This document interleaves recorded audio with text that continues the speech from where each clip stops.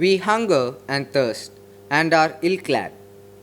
A reading from the first letter of St. Paul to the Corinthians, chapter 4, verses 6 to 15.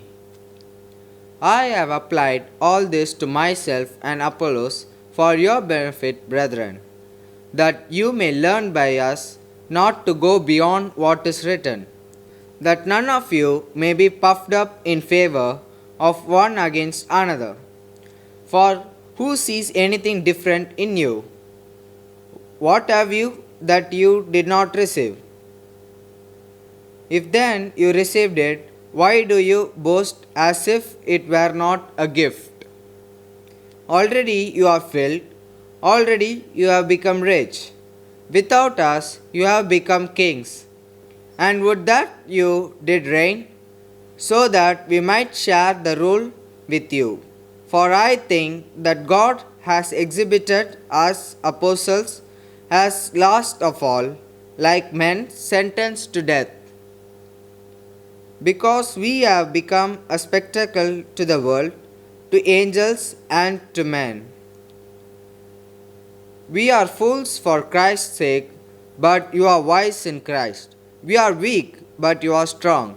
You are held in honor, but we in disrepute. To the present hour we hunger and thirst. We are ill-clad and buffeted and homeless, and we labor, working with our own hands. We revile, we bless. When persecuted, we endure. When slandered, we try to conciliate. We have become and are now as the refuse of the world, the offscouring of all things. I do not write this to make you ashamed, but to admonish you as my beloved children. For though you have countless guides in Christ, you do not have many fathers. For I became your father in Christ Jesus through the gospel. The word of the Lord. Thanks be to God. Your response will be, the Lord is close to all who call him. Psalms 144. The Lord is just in all his ways and loving in all his deeds. He is close to all who call him, who call on him from their hearts. Your response, the Lord is close to all who call him. He grants the desires of those who fear him. He hears their cry and he saves them.